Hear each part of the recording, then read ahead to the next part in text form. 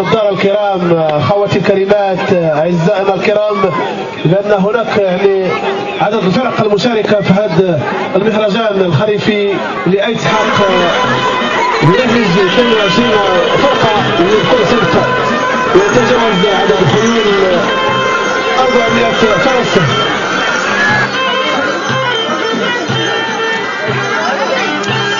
يحضر الآن الفرقة 16 أخوة فرقة أوبروال برئاسة أوبرتو فاطمة حدان، وتشكرنا باقي الفرق اللي راهم في كل فصل، أبو الطيب الهواري، محمد شوقي، حمدوك عبوش، وعزيز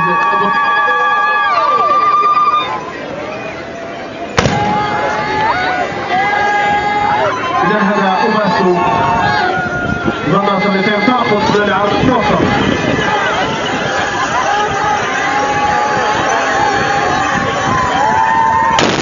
شكرا لك عزيزي الكريم أوباسو ضمن وهذا السرج الذي يلمع كقطع الزجاج، هذا محمد خلوق لترفع البنادق بقوة إدانا وإعلانا بعد ثواني معدودة على انطلاق الفرقة نحو خط الوصول. الخلوق الذي أبى إلا أن يغدو من بين ضيوف الرحمن الوافدين على الساحة المباركة، واللي تجسد هذه اللوحة الاستعراضية في فن التبوردة التقليدية في إحياء هذا الموروث الثقافي بمركز أيت حق إقليم خنيفرة.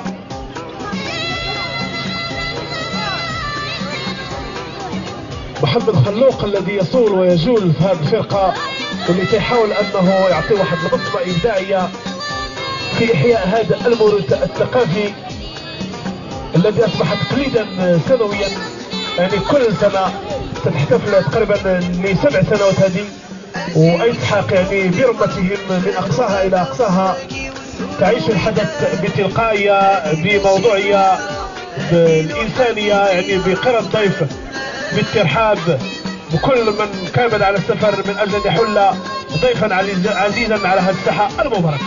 تفضل يا سي محمد خلوق، اعطي الطلقه ديالك.